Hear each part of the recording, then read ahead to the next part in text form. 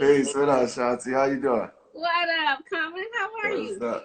You know, I want to call you Rob because my best friend April knew you back in the day, and I'd be like, well, I know we don't talk every day personally, but I always just want to be like, what up, Rob? Hey, call me Rob, man. Come on, because April is my family. Like, I love her, and that's your fam. And like you said, we ain't talk every day, but we fam, we connected like that. So, That's right. How you yeah, doing, brother? I'm feeling great. How are you, sis? I'm doing good. You know, this is our National Day. God is good. Allowed me to have a platform to share openly and talk about emotional health and wellness. You've supported Silence to Shame in the past, so I want to thank you for that. Yes. And because again, I just wanted to check in and see how you and your family are doing. Well, my family has been great. We've been like keeping our prayers in. We've been communicating on a great level, meaning, just recently, my grandmother, who like kind of raised me with my mother, but we really close. We all got on a Zoom call with like some of my cousins, her great grandchildren, and we all just was like, we never had this moment like so I'm only bringing that up to say we really connected on levels that are new during this time, but and it's not always convenient, but it's like something we make the effort and we make the time to, and we really appreciate that. So everybody is good. My mother be sending me messages, she sent me prayers, but then she sent me like little jokey stuff from the internet, which she never used to do, but now she does it. Oh, that's a beautiful thing. Yeah, I mean, I think it's really great how families are reconnecting. Like I have 6 nieces and nephews, and we did a Zoom call last week, and we played a game for like 2 hours. Never happened. So it's really dope. So your family's good? Your family's good? Yeah, my family's good. Now, my mother has Alzheimer's, so she's in a facility in Charlotte. So I've been a little, concerned making sure that they keep that facility safe because we've seen on the news how a lot of facilities are affected by COVID-19. But she's okay right now. I appreciate you asking. Yes, for sure, for sure. And we talk a lot also about gratitude and being of service to others, and that can also be a form of self-care and wellness. And I love what you did a couple of weeks ago. I watched the whole video. You participated in the good deed movement. And I think, your neighbors were pleasantly surprised. Like, how did that make you feel after you did all that? And do you think that is a form of wellness, is like really being there for other people? Yeah, well, a quick story, Shanti, is one time I was really down. Like it was, I was down. It was basically I was slated to play this character, a superhero, the Green Lantern in this film. This was like in 2008, early 2008. And my team had got me all this, like the doll, like, it was like a life-changing role, right? Yeah. And the movie fell apart, like, and I was just down, like disappointed. And I remember my mother calling me and saying, man, go do something for somebody else. It's gonna make you feel better. And I was like, I don't feel like doing nothing for nobody. You know what I mean? Like, And you were just mad about the movie. Yeah, I was mad about it, because that movie was an opportunity to not only change my life, but change the lives of people around me. So it was like one of those movies. And then, so I ended up doing what she said. I went out and talked to these kids at this high school because they had asked me to do it. And I said, I said, okay, I'll do it. And man, as soon as I started getting around and the kids and just talking and like just letting go of what I wanted and what I was disappointed about, and just started thinking about other people and just listening, being present with other people, man, my energy just felt better. Like it just felt better. And so to answer your question, it is always, we got to take care of self. Self-care is like one of the first things that we, laws of the universe. God put us on the planet. We got to take care of ourselves. That's right. But along with that, within the process, you still can look out and show love to others. And me doing that good deed was like, man, it felt like it was, as much as my neighbors was excited about what they had gotten, I walked away feeling like, man, I feel that blessed my day. Like it made me feel better about life and my day, just the way we connect. Because my neighbors, we hadn't connected like that. Really? I mean, we talk to each other a little, hey, hi, bye, how's it going, what's going on, how's the dog, like that stuff. but just to bring something to them and give them a gift, they really appreciate it. In fact, my neighbor's wife came and brought me she made some granola and they made a card for me. So anyway, the exchange of love is the greatest thing we can get each other. And that's what that is. That's such a blessing. And you know, it's funny, like, because, you know, I'm in the South, I'm in Atlanta.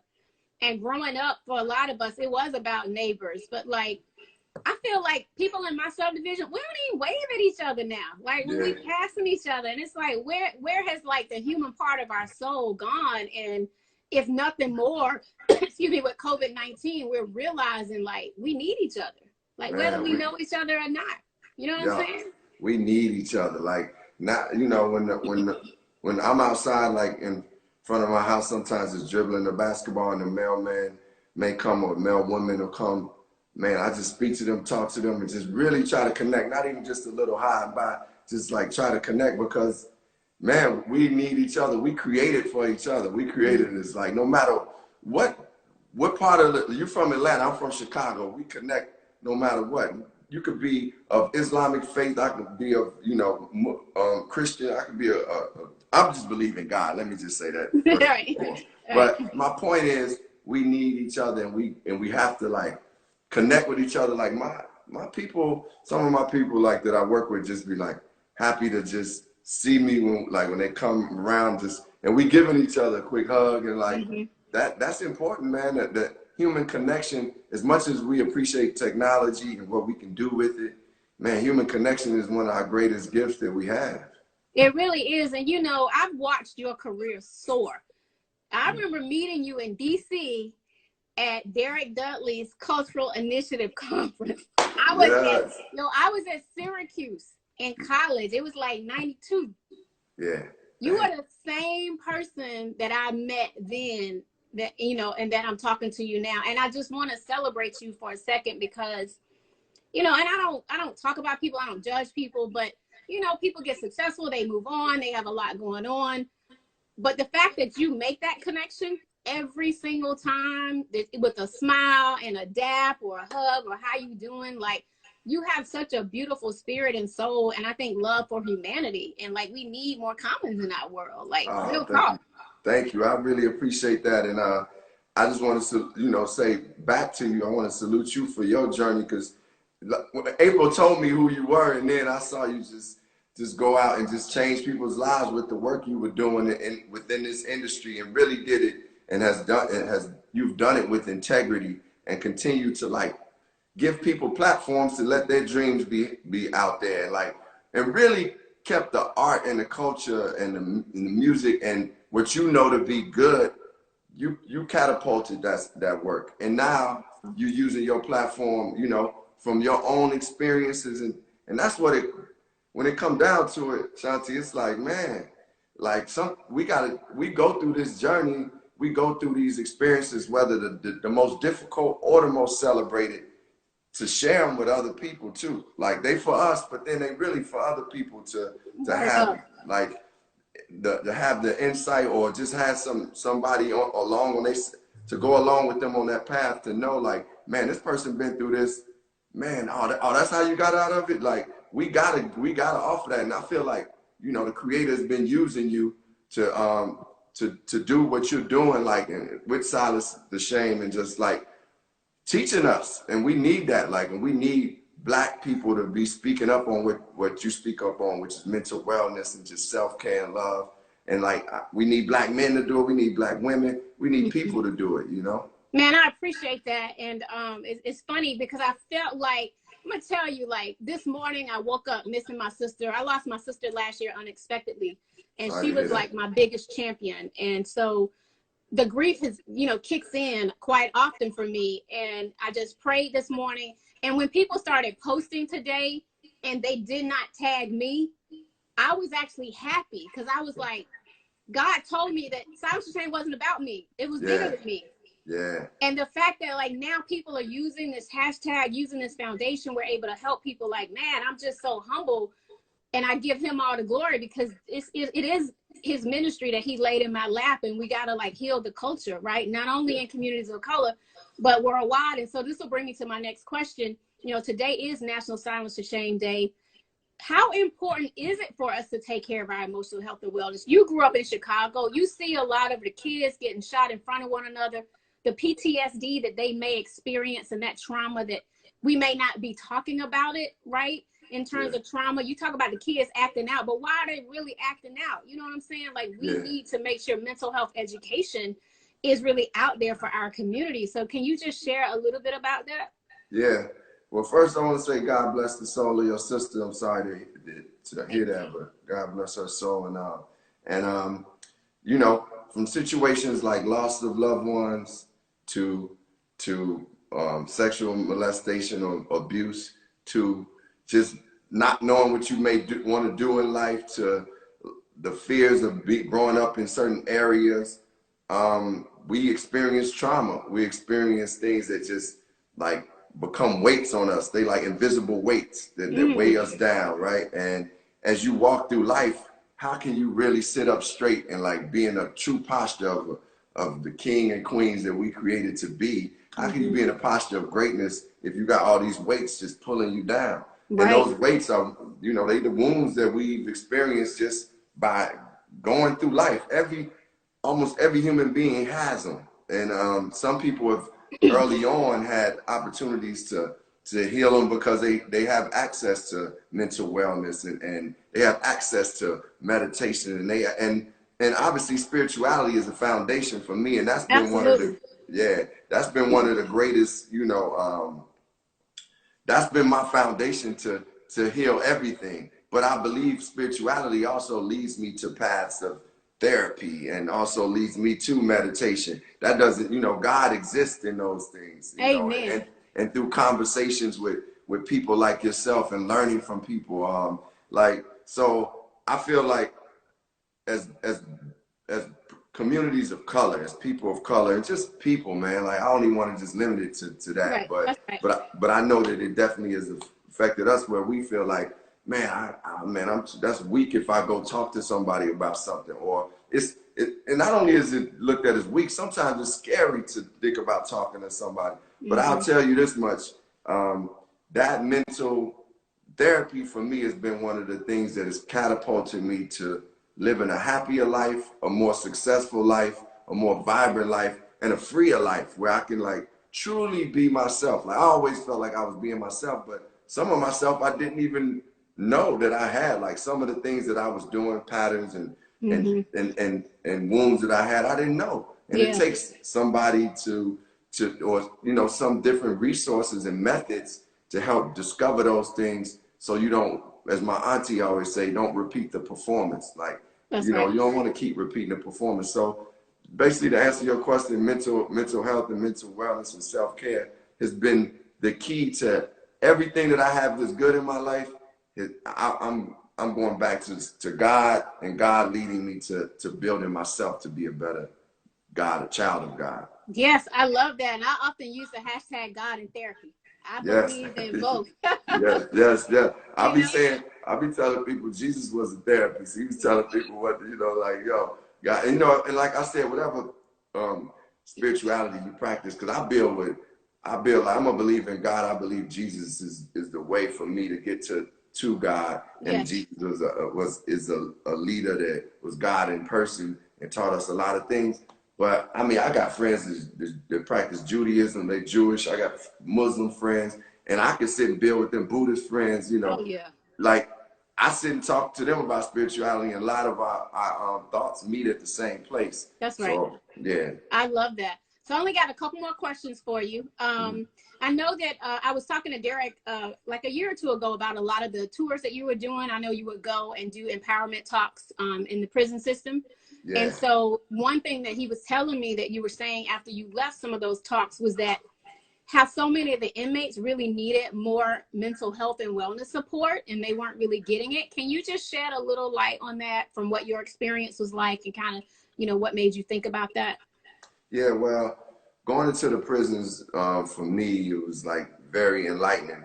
First of all, I met individuals, women and men who had been through really tough times, really, you know, really traumatic times, and it caused trauma to many people. But so many of them had transformed their lives, and and were healing themselves and were like really like some of the most enlightening and awakened people and just like spiritual people I felt, because it's something when you go that deep. Like I met people who had taken lives, you know, Yeah. like these are people who were, but they just had a new perspective on life and know they couldn't go back and get that life. They wanted to better not only their lives, but the people who were coming after them. So anyway, that being said, some people we met they were able to really track how their trauma as a kid became violence for them.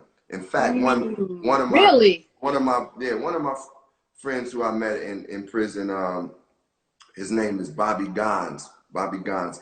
He when he was 5 years old, he was molested by a young boy who was 13, and he said he didn't know what to do with that at the time, you know, because he was like, was it his fault? He didn't know what to do, and he in many ways he was still like, he was a loving individual anyway, like an open, and as a young man that's not accepted. He's a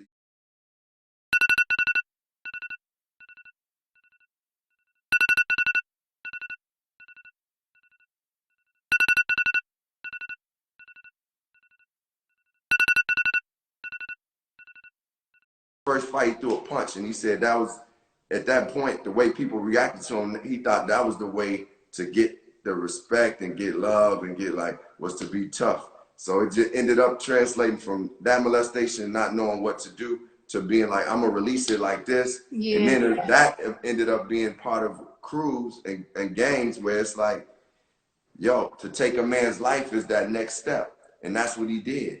And he regretted that. But he also, at this point, was like, man, I just want to like, no, I know now what I was dealing with, and I don't want other people to go through those things. And I know how I heal myself. And he did that with, you know, connecting with God, his own therapy within prisons. Like we met some great counselors in prisons, and that's one of the things that we've been doing with Imagine Justice. Is that's the organization that I have that works with, you know, prison reform and criminal justice reform. We've been really setting up programs to get people, you know, whatever programs are needed in prisons. Yeah. We want that to be a place of reform, a place of like, yes, you know, where people can transform their lives and not be a place where it's like you just punish. It's just punish, and then it's just degrading and dehumanizing. That's not what we're looking for. Though we know people have committed those, like, just people have done really tough things and really tough things to other people. And I respect and love the families who've experienced those things too, and want to have counseling and stuff for them too. But we also can't just give up on the people who made those decisions either. Right. We got to heal that too. So, man, shout out to your organization. That's really incredible work, and I bet you it's so many people that have those same stories, right? Where if they really did talk to a therapist or talk to someone, that they could unpack, right, those layers of trauma that led to that bad behavior. Yo, Shanti, that's what some of them was like. A lot of dudes I met, because a lot of dudes and sisters I met in prison were like, man, we just want the kids, like we want the little homies that's out there to have the resources, like, because some of them, you know, was coming up through foster care and different things, and they was able to say where the violence came from. So I mean, they recognize now that having those resources would have changed their lives. So how do they better the world? By telling people that, hey, it's okay to get mental health, mental help, and get therapy and support like that. Man, absolutely. I don't know. I'm feeling a documentary or some partnership with Silence of Shame, brother. Yeah. Yo, we got some work to do. Yeah, we got work to do. You know, I'm down for you. Like, I'm down for what you're doing, and like as you said before, at a point where you realize that it's bigger than us, it ain't just about us. Because, you know, I started off rhyming. I just wanted to be dope. I wanted people to know who I was. But then it was like my purpose started to develop, and I got a greater purpose. And once that purpose was aligned with what God created me to do, it just became like, oh, this is what. And I want to align. I only want to align with people like yourself and organizations like what you're doing. Like, that's whether I'm doing a film or whatever. I want to put the greatness out there. I want to put God's love out there. You know? I love that. I love that. Yeah. Okay, two quick things. What's up with the Shy? Is it coming back or is it over? No, it's not over. We're not over. We're I not done. love that. Can I tell you, I love that show. Oh, thank you. I'm so glad you love it, man. I mean, we got an incredible cast. Our crew is like, I feel so proud of that show because, you know, you got AT, you know, you got Atlanta love, you know, you got love for your hometown no matter who you are. Hopefully, and to be able to go back and be a part of a show that is like produced and talking about my city, but also to have actors and people working on the crew that's from Chicago. Derek Dudley is one of the executive producers, and obviously Lena Waithe. We all Chicagoans, so it feels good to take it back home. Oh man, that's a beautiful thing. And speaking about taking it back home, I was in Chicago for All-Star, freezing my butt off. Yeah. And I saw you play in the game. You did a good job in the celebrity game. Thank you. Let me show you something real quick. Hold on. Okay. Oh man, y'all, if you enjoying your interview, put your hands up. It's National Silent Shame Day. Comment drop. Hey, Shanti, I've been geeked about this. This my MVP trophy I got from the game, from the celebrity game. Are you kidding me? Yeah. You know, I'm geeked. Hey, you know, it's a joke for me. You know, like I mean, not a joke, but I mean, I be talking crazy because you know I played in a lot of those celebrity games and never did good. So to go home and actually get the MVP award, thank you, y'all. I love it. That's so dope. Oh man, I love basketball like you do. I'm actually rocking my so I did a partnership with the Hawks.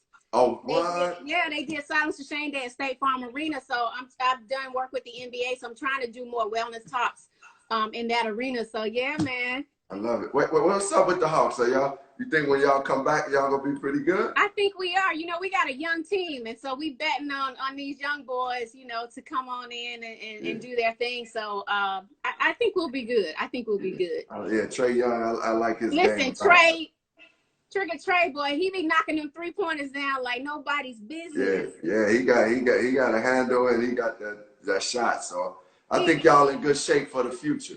Yes. And speaking of basketball again, I saw that you hosted something for ESPN the other day. Yeah. What was it like when you watched? Because I gotta catch up. I'm like on episode 3 right now. But for those of y'all that have, you know, tuned in for the documentary about the great Michael Jordan, like, man, how did that make you feel? I mean, it brought back so many great memories. First of all, like I got to do like on ESPN, I'm doing it every Sunday before the episodes of The Last Dance. We do a show, it's like a show basically where I talk to icons of the 90s. I talked with Wesley Snipes, Nas, and D Nice, and I gotta record that. See, I've just been DVRing it. I've been missing out. Yeah, Premier. Well, this is actually on their IG Live, so it's kind of, but you can't go back and get it on YouTube and stuff. And I talked with over this past one. I talked with Chuck D, and you know I talked with DJ Premier. So a lot of icons.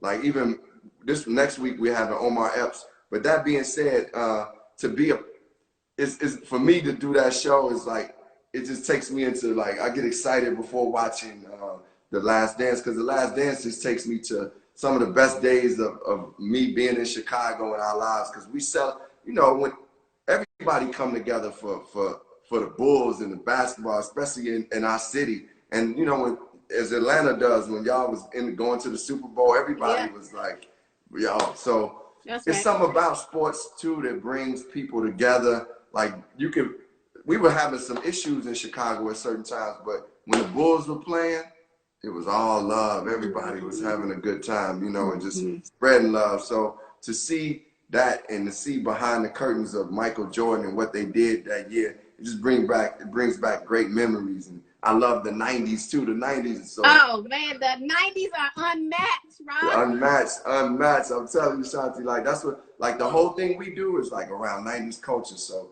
we play music. DJ Dummy is rocking on the 1 and 2s, and then I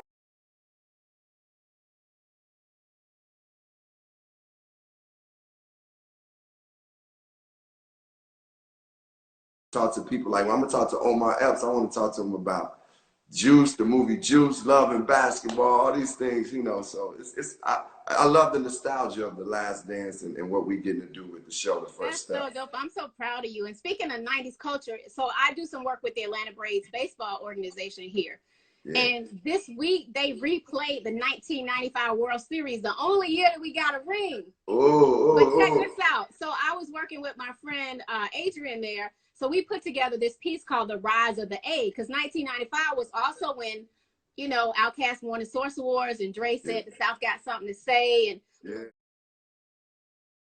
mashup of sports, music, and culture. And so I helped them curate it, and you can find it on the Braves YouTube page. It's pretty dope. But like, we interviewed a lot of people in the A. That's dope. That's yeah, dope. Man. That was a powerful year for the A, huh? That 95. Huh? It really was. It was very pivotal, you know, because you had Jermaine doing his thing, but like, I think people finally, the world looked at Atlanta different. It was just a cultural and pivotal moment for us, and then to be able to mix fashion and sports in it, man, it was a dream come true. Because I'm a B girl at heart. I'm a sports fan, you know, so I love music, sports, and culture, and I think like what you're doing with ESPN and being able to bring love and sports into people's homes, even through COVID-19, that's a form of wellness, right? Like, people, it makes them feel good. It brings love into their hearts. And so I just salute you, my brother. Today is National Silence the Shame Day.